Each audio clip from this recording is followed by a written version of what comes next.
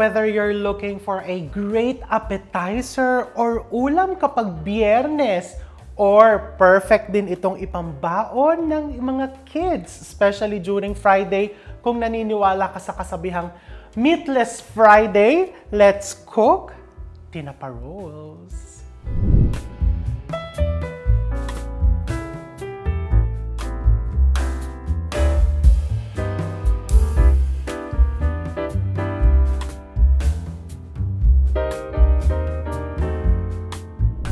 This is one of the easiest. Gaano siya kadali, hindi mo na kailangan magluto pa ng, di ba kasi normally, parang before I've tried bangus lumpia, kailangan ko pang lutuin yung bangus, tapos hihimayin ko. This one, bibili ka na ng tinapang bangus, or you can also support my products. Meron kami ditong smoked mackerel. So parang tinapa na din yan. Just remove the oil and then himay-himayin mo. Magkakaroon ka ng ganitong product. So this is my hinimay na tinapa. Look at this. And bukod sa very accessible, masarap pa dahil you get the nice smoky flavor. Yung pag kinain mo to as an appetizer, literally amuse bouche or to amuse the senses. Mabubuhay ang panlasa mo, but para sa akin, perfect na perfect tong pang-ulam sa kanin. So, first, pagsasamahin ko muna tong tinapa and the salted egg. Ito, toss ko lang ng mabilis. Toss mo lang. If you want it spicy, you can put chili pepper flakes. But what I'm putting today, just a bit of black pepper. And ilagay mo lang dyan yung salted egg. Toss mo lang ng mabilisan. Ganyan lang. Actually, pwede mo din itong lagyan ng mga sibuyas if you want. Huwag mong durugin, pero i-press mo ng konti. Konting press lang para mag-bind together. So that as you eat it, hindi siya yung parang naglalasog-lasog. Okay? So yung pinaka-yolk coming from your salted egg, yan yung magiging what do you call this? Pinaka-binder mo. Diba, bongga? Hindi mo nalalagyan ng salt, ha? Kasi parehong maalat na ang inilagay natin.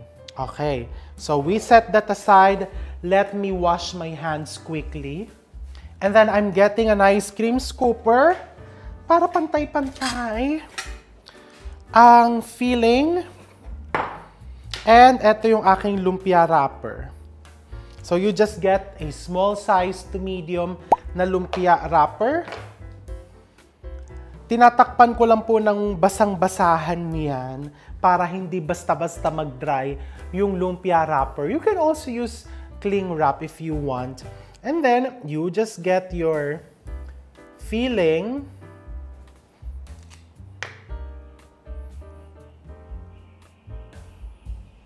And then, tomatoes. Sliced tomatoes. Spring onions, lagyan mo ng sliced spring onions or whatever herb na gusto mong ilagay. If you want onions, lagyan mo ng onion slices and then isil mo lang. Just seal it like your lumpia.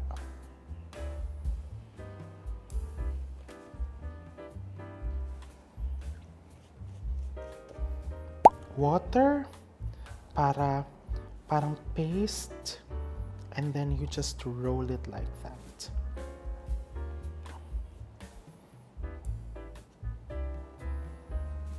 Okay? Isn't it bongga? One more time.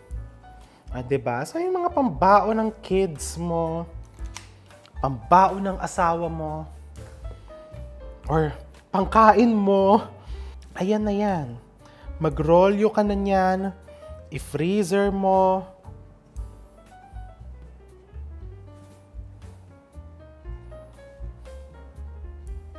Teka nga, ilalagay ko to dito para siguradong pantay-pantay.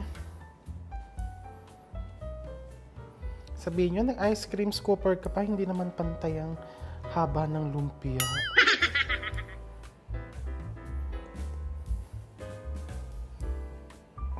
Okay.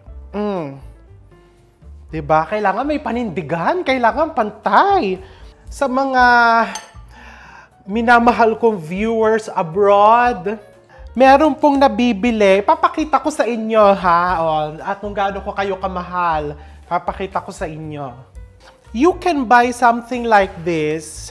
In the US, meron akong binibili palagi sa Trader Joe's, yung smoked mackerel. Para din siyang yung tinapa. Or this one, parang smoke din po ito. Pinasalubong to sa akin. Although this one has tomatoes, may nabibili na plain. I think galing ito sa Scandinavia, sa Europe. Basahin nga natin. Oslo, Shal! Buti pa to, nakapunta ng Oslo. You can also use this. Or, if smoked salmon is cheaper, you can also use smoked salmon. Pwede din.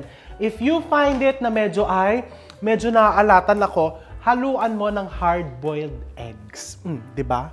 Hard-boiled eggs. Or pwede mo din lagyan ng konting patatas, green peas. Diba? Tumira ako sa Amerika. Diyos ko, walang mabiling tinapa. At least doon sa kung saan ako sa city. So, pinagtsatsagaan ko yung Trader Joe's na tinapain kan. Aba, masarap. Nung umuwi ako dito, nag-uwi pa ako. So, ayan. Babalutin ko yan. Ayan lang. Itutuloy ko ang pagbabalot. And nagpapainit na ako ng mantika sa aking all-purpose pot. Na marami nagtatanong kung saan nabibili. Dito po sa shop namin. Limited pieces lang po kasi kami. And medyo ayaw ko pa siyang, alam mo yon, yung ibenta sa mga online platforms kasi nga 'di ba medyo fragile po yung enamel. So natatakot ako na during delivery baka mabasag. So what we do now is pick up only or book your rider. Ganun po ginagawa namin. So daldal ako ng daldal. Itutuloy ko yung pagbabalot nito and next iprito na natin 'yan. Okay, so ito nagbabalot pa rin ako. And meron pa pala kaming natira sa ref nung tinest namin. Mas mahaba, my gosh. Okay lang yan, o, diba? Pang appetizer, pang ulam. Kung mainit na yung oil, magpiprito-prito na ako. So, deep fry mo lang yan. Make sure it's sealed. Para hindi basta-basta mabubuka.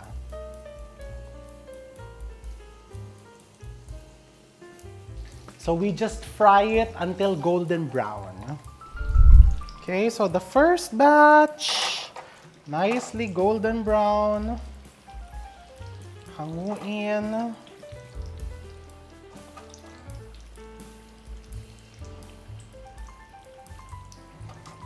Baon tip. Kung pababaunan mo yung anak mo ng ganito sa school, ilagay mo lang sa maliit na grease-proof bag. Huwag mong isasama dun sa Tupperware para, well, hindi naman talaga siya mananatiling malutong, pero at least hindi magiging sagi yung lumpia. Whether pinabaunan mo ng lumpiang Shanghai or tinapa rolls like this. Okay, I'm going to continue deep frying itong iba kong binalot and then later, let's prepare the sauce and tikman natin. Ayan na! Nakaprito galore na tayo. Now, let's prepare the sauces. So for this, gagawa ko ng dalawang klaseng sauce. Kung gusto mo siyang pang-ulam, ang masarap sa kanya is itong spicy vinegar. Simply combine these ingredients. I have here chopped red onions. Ba't ba mag-aaksaya pa ako? Dito na lang. Diba? Dito na lang. Chopped red onions, green chilies na pangsigang. You just slice it thinly. Siling na buyo na sliced. Kung gusto mong maanghang, kung ayaw mo namang maanghang, huwag mong lagyan. Pounded garlic. And just a splash of fish sauce. Just a splash. And some vinegar.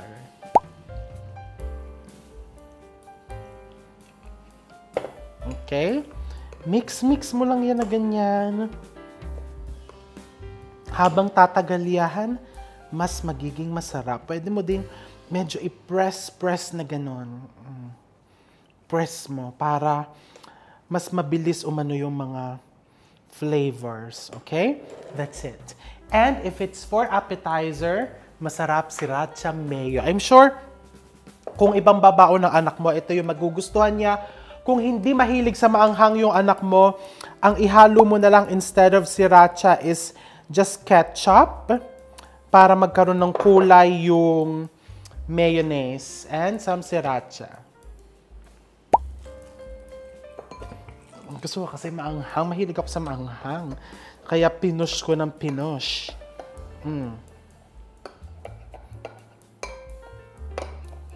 O, diba? Ayan na yan. Isn't it bongacious? It's super duper bongga. So, tiktikman ko na yan. Siyempre, hindi ko naman i-contaminate tong lalagyan na to. So, kukuha ko dito.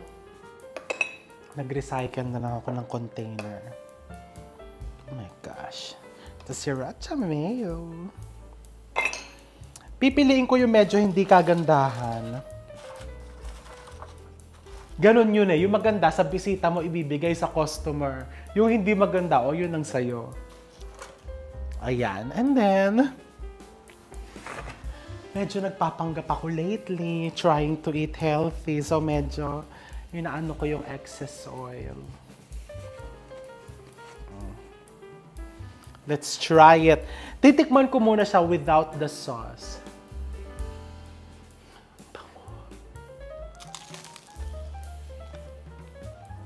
Ang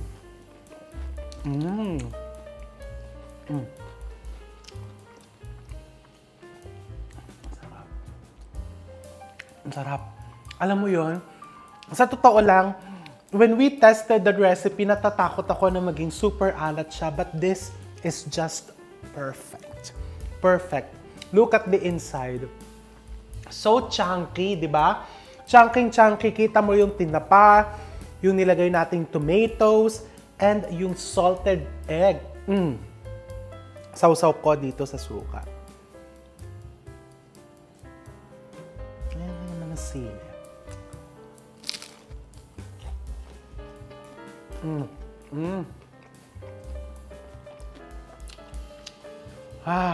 Ang sarap. Pag may maanghang.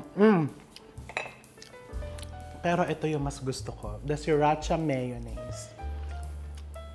Diba? Yung sausaw na ginawa ko, para bang sponsored ako ng mayonnaise.